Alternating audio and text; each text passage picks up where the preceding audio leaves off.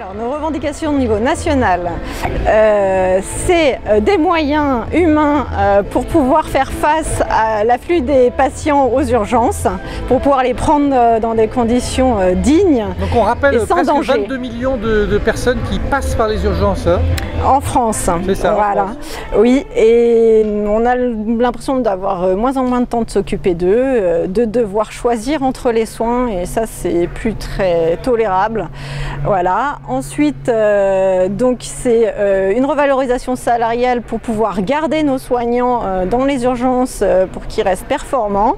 Et puis le troisième point, c'est l'arrêt de la fermeture des lits pour pouvoir accueillir les patients qui arrivent aux urgences.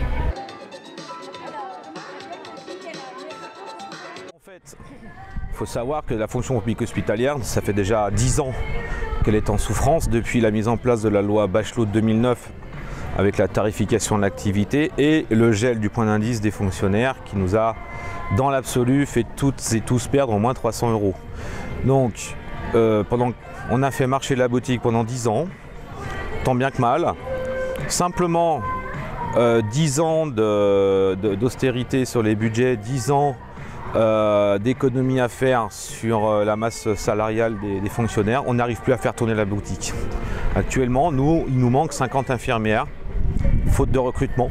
Donc sur l'hôpital de Chambéry. Sur l'hôpital de Chambéry, environ une cinquantaine, je n'ai pas le chiffre exact, mais environ une cinquantaine de professionnels, faute de recrutement.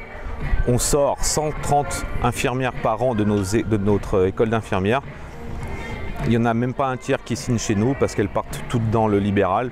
Parce que quand elles voient pendant leurs études 3 ans de conditions de travail, eh bien elles ne signent pas dans la fonction publique hospitalière, elles partent ailleurs. Est-ce que, parce qu'on l'entend souvent, est-ce qu'il n'y a pas des postes dans l'hôpital où il y a trop de postes par exemple, sur certains services qui ne sont pas des services infirmiers? Alors non, parce que faut savoir que lorsqu'on est passé de l'ancien hôpital Jacques d'Orster au nouvel hôpital, il y a eu des arbitrages, comme ils appellent eux, c'est-à-dire des écrêtages de postes, donc tout le monde est en flux tendu. Le flux tendu, eh bien, lorsqu'il y a des arrêts maladie, ça fatigue le reste de l'équipe et ça engendre le double d'arrêts maladie. Résultat, aujourd'hui, on est dans une situation qui est catastrophique, où on en est à fermer des services de médecine, faute de personnel.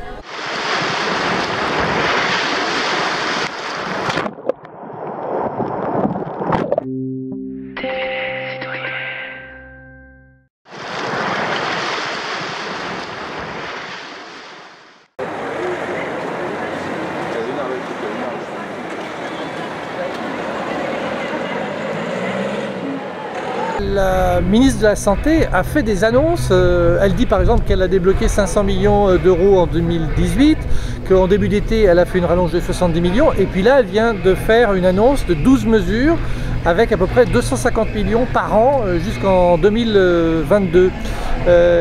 Alors est-ce que ça vous suffit pas, parce que c'est quand même important quoi. Alors si on prend dans la globalité de ces mesures, c'est des mesures qui sont là pour transformer le système de santé actuel, ce qui à mon avis doit être fait. Cependant, c'est pas ce qui va aujourd'hui ou demain, enfin dans les jours qui arrivent, va nous aider. Il va falloir nous donner des moyens humains pour répondre aux gens qui sont là maintenant.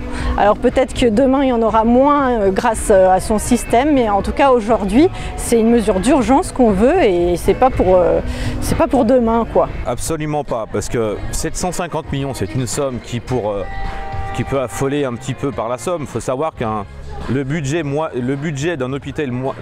annuel d'un hôpital moyen c'est 300 millions d'euros par an. Donc 750 millions d'euros pour un hôpital c'est 2 ans de fonctionnement. Alors 750 millions pour l'ensemble de la fonction publique hospitalière, c'est même pas dérisoire, c'est pire que ça. Ça ne répond absolument pas aux besoins, en sachant que la problématique actuelle, et c'est là où nos pouvoirs publics, nos élus ont un rôle, c'est sur le budget de la sécurité sociale qu'on appelle le PLFSS, qui, pour le coup, les premières annonces qu'on a eues seraient augmentées, l'ONDAM passerait de 2,3 à 2,5. Or, pour faire fonctionner correctement les hôpitaux, il faudrait qu'on soit à 5%. Donc il faudrait augmenter le budget hôpital de 5%. Donc, et on n'est qu'à 2,5%. C'est bien loin des besoins réels hein, des populations. 750 millions d'euros qui ont été annoncés, en fait ils sont pris sur le budget déjà existant. Donc pour nous c'est juste déshabiller un service, des services pour nous habiller, c'est pas ce qu'il faut. Alors quand on lui parle de l'ampleur du mouvement des urgences qui n'a pas cessé de se développer en France, la ministre dit souvent, mais ça on voit cas par cas, chaque personnel avec son établissement. Alors qu'est-ce que vous dit le directeur d'établissement aujourd'hui à Chambéry? Alors notre directeur d'établissement aujourd'hui à Chambéry, pour l'instant, à part des moyens en brancard et en fauteuil, on ne nous a pas proposé de moyens humains et c'est ce que nous on souhaiterait. Il y a des arrêts maladie dans les urgences, il y a probablement aussi beaucoup de personnel qui devraient être arrêtés, prendre du repos et qui ne le font pas.